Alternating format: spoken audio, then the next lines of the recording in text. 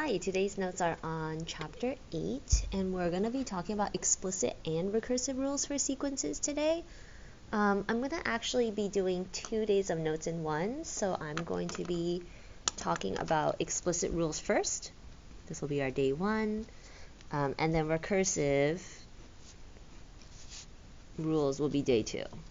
Okay, so it'll be a little bit of a longer video. You can also jump around if you've already been in class for one of the days. But what I'll be doing is traveling through the 3 pages, and so I'll do all the explicit first, and then I'll go back and fill in some recursive rules. So we are going to be talking about sequences and series in this chapter, and within each sequence and series, there's arithmetic and geometric. Well, let's define what a sequence is first. So a sequence is an ordered list of numbers. And what that means is it's just a list of numbers that has a pattern. The 2 patterns that we're going to focus on are arithmetic and geometric. And so an arithmetic sequence is a sequence in which each term has a constant difference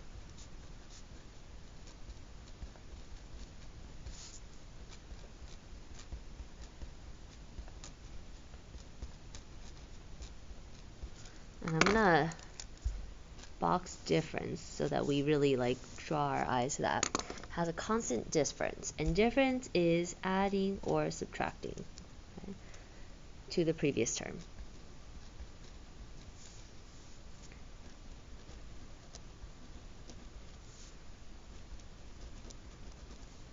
Arithmetic sequences, in this case, since we're adding or subtracting the same thing over and over, it's the same as a linear function.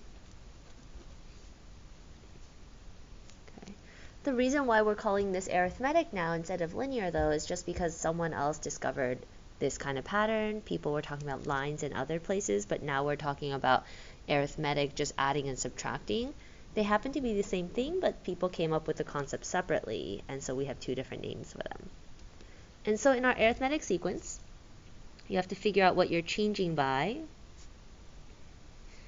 And most of the time you can see the number right away, but in case you can't, you can take the second number, subtract the first number. Okay, and that'll give you your difference. So for instance, if I did 8 minus 6, that would be 2. So right now we are adding 2 every time. Okay? It has to be the same change for it to be an arithmetic sequence. So then what does this a sub 5 mean? Well, a sub 5 just means the 5th term. So rather than me asking what is the 5th term of this sequence, I can just ask for a sub 5. Now I'm going to say that this is read as a sub 5. Oops. It's important to note that this is the same kind of subscript as a log base, but unlike a log base where the 5 actually is a calculation, this 5 is just used as a note to tell you that it's the 5th term that you're looking for. Okay. So now let's move on to geometric sequences. A geometric sequence is a sequence in which each term starts off exactly the same, has a constant, but instead of adding and subtracting, we're going to be talking about a constant ratio. And a constant ratio means that you are multiplying or dividing by something to the previous term.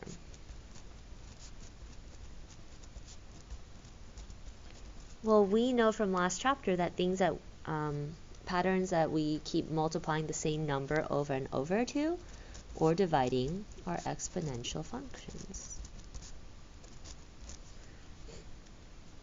So if I take these, the first 2 numbers are the same, but the next one tells you that this has to be times 2, times 2, times 2, right? And so this a sub 6 means that I just want the 6th term. And so we have a1, a sub 1, a sub 2, a sub 3, a sub 4, a sub 5, and the next number, if I times 2, is 64.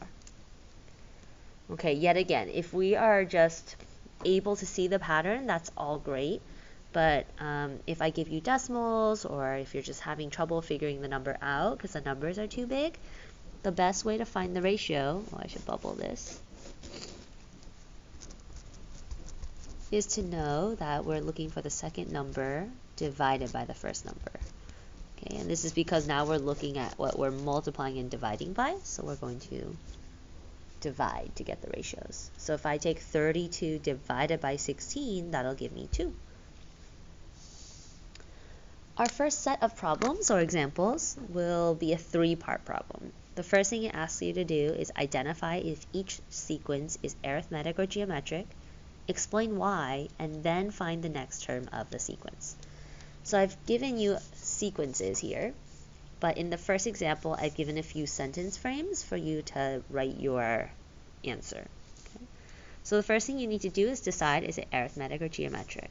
I always try adding first or subtracting, just because that's my first inclination, and it's easier to see the change because they should be smaller. So this is an arithmetic sequence because the common difference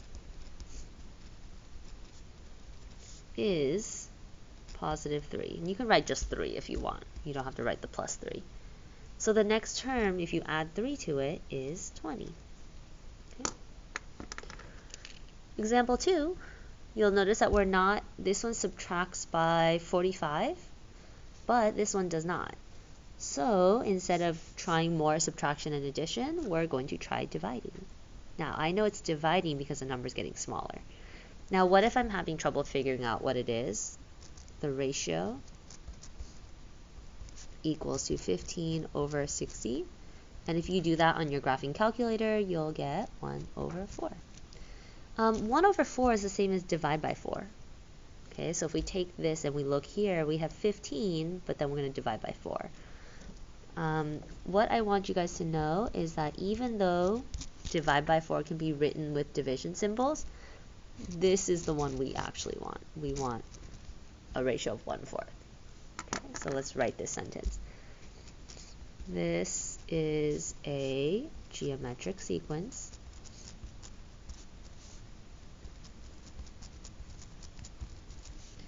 because the common ratio is 1/4, and the next term is,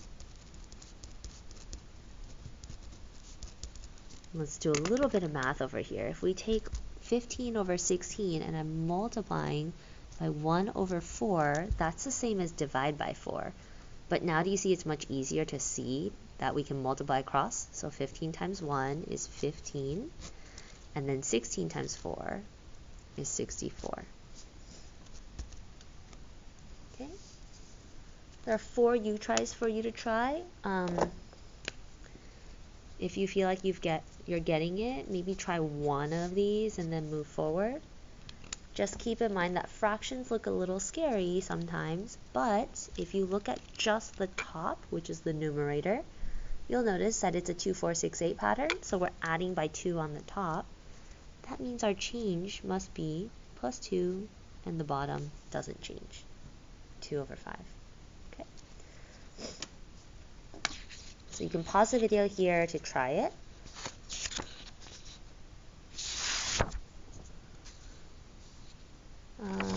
I guess I can write them in. Here, I'll pause so that you don't have to waste your time. You can just check your answers in just a moment. Okay, so here's just the first 2 sentences. Common difference is 25, so it's arithmetic. Next term is 150. Geometric, because the common ratio is 3, and the next term is 162. This one we're dividing by 2, so the next term will be 6.25, and the common difference is 1/2. Okay? This one is arithmetic. Common ratio is 1/2. This one is common difference is 2 over 5. So now let's talk about explicit rules. So an explicit rule is really just another, a rule is another way to say equation. So it's an equation or a formula.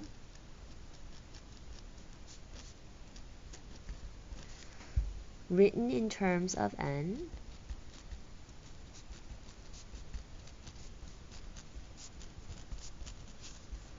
that calculates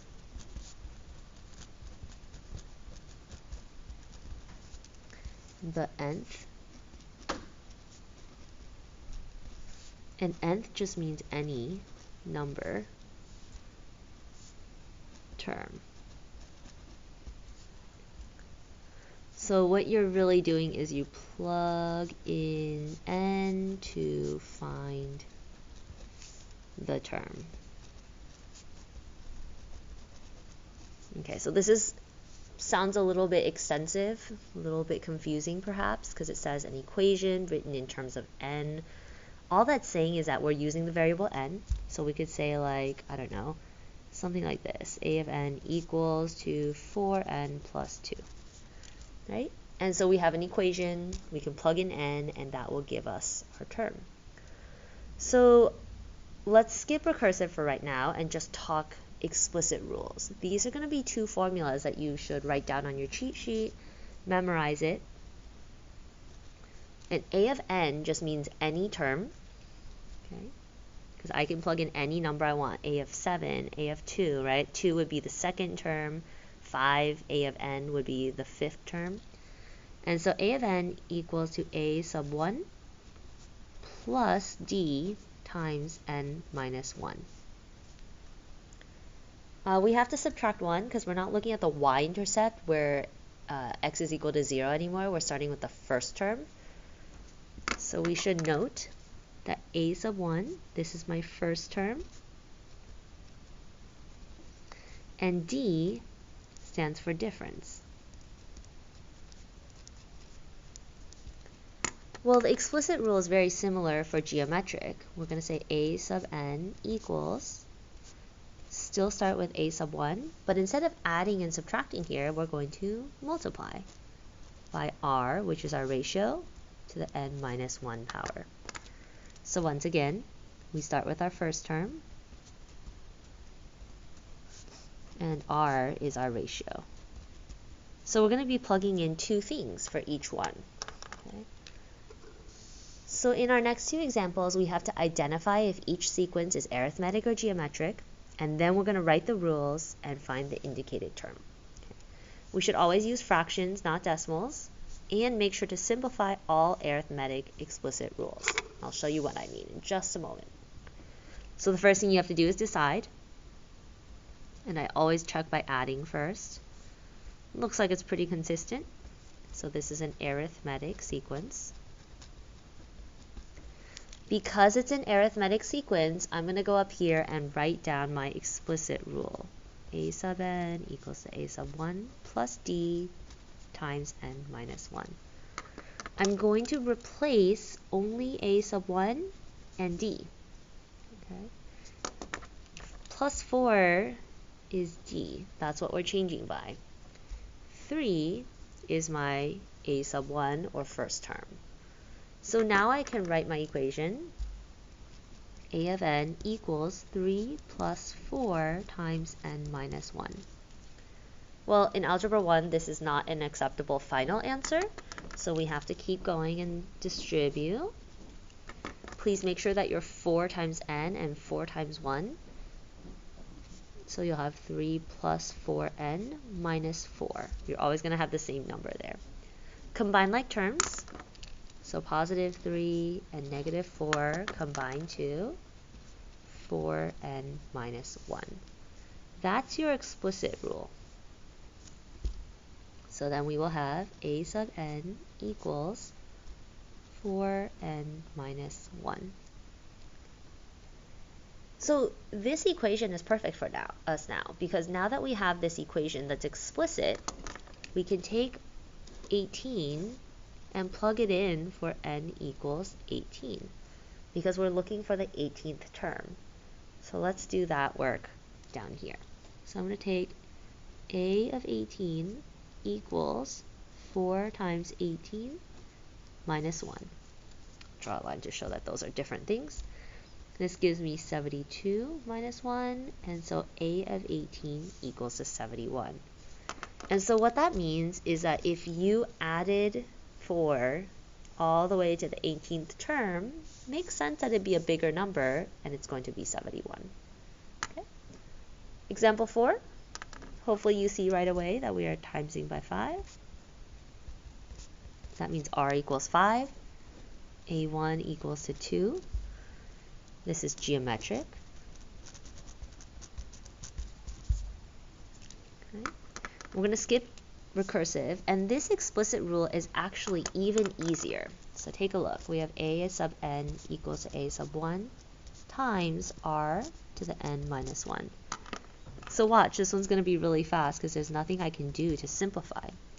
A sub 1 is 2, r is 5, and then we have n minus 1.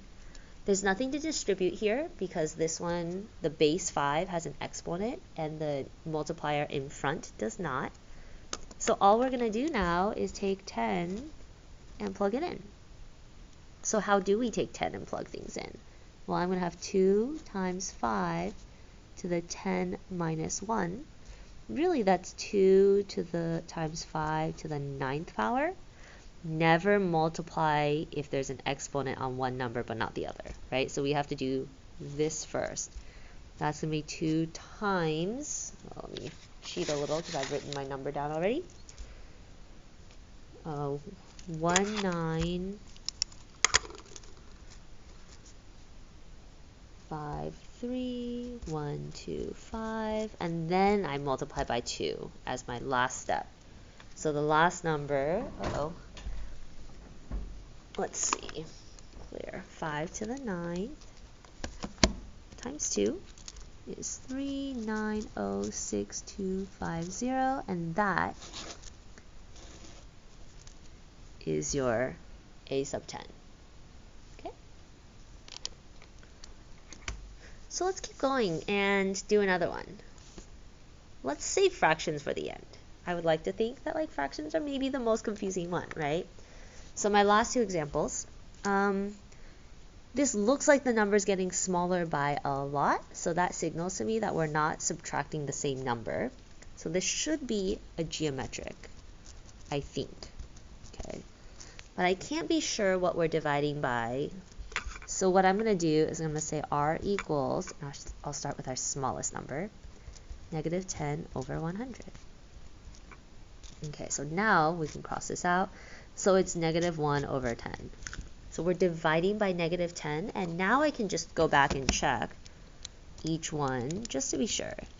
That's 10,000. Divide by negative 10. There we go. Divide by negative 10. Divide by negative 10.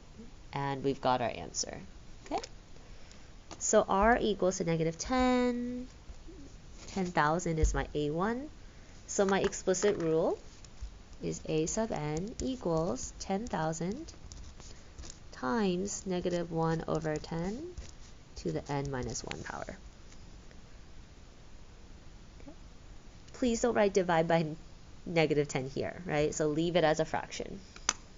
And so I'm going to take 8 and plug it in. So I have 10,000 times negative 1 over 10. Notice my negative sort of floats between the top, the middle. It could also be on the bottom. It doesn't matter. I'm going to plug in 8 minus 1. So that's 10,000 times negative 1 over 10 to the 7th power. That's 10,000, and we're going to do this part first. That means I'm going to have 7 zeros. But we can check it. Negative 1 divided by 10 to the 7th power. Not an easy fraction, but notice it's a negative number. 5, 6, 7. There are 7 zeros there. Well, that looks messy there, but if I did 10,000 divided by, times that number, second answer, that gives me a doable number. And then let's math fraction that. Oof, no math fractions. Let's see. I guess in this case, if it doesn't work, you're good. But another thing that you can do is because this is 1, 2, 3, that's a thousandth place. You can think of it as just negative 1 over 1,000. Okay? So since there's 1, 2, 3 numbers, you're going to have 3 zeros here. So I'm going to leave my number here as negative 1 over 1,000. The last one we're going to do here is a fraction one that looks wonky, like it has not a very clear pattern, you can't see anything. The main thing I want you to do is make the denominators the same. So we need common denominators. So let's talk fractions and intro this a little. If I multiply by 2 on the top and bottom, then it's going to be 18 over 10, 13 over 10, 8 over 10, and you guys see the pattern is now decreasing by 5 on top. So it's where the difference is minus 5 over 10, which means this is an arithmetic. Okay, well my explicit rule for arithmetic is the one that I have to simplify, so I'm going to do that one down here. A sub 1 plus d to the n minus 1. A1 is, I'm going to use 18 over 10, just to be easier here, I think. Okay, so I'm going to have 18 over 10 plus negative 5 over 10 times n minus 1. That gives me 18 over 10 minus 5 over 10n plus 5 over 10. And notice that now I can combine terms here. 18 plus 5 is 23. So my explicit rule, I'll do this in red, sorry, my colors are a little weird today, is negative 5 over 10n, which can be divided. I'm actually not going to simplify that. Yeah, let's not simplify that. This is the one example of maybe it's not helpful to simplify, and you'll see why in a moment. Plus 23 over 10. Okay, so I'll give you guys this one time where I don't need a simplified fraction in this, because when you plug in 25, it's much easier if you keep it as over 10. So watch what happens. So I have negative 5 over 10 times 25, okay, because n is 25, plus 23 over 10. Notice I kept the times 25 on top. So that's going to be negative 125 over 10 plus 23 over 10. And negative 125 plus 23 is negative 102 over 10. And I should math fraction, divided by 10. I'll math fraction that. We get negative 51 over 5, where you divide by 2, divide by 2. If you're not super comfortable with fractions yet, just keep working on it. Okay. So now let's talk about recursive rules. I'm sorry this is a much longer video. You know what? I'm going to pause it and put it into 2 videos. Let's stop here for today.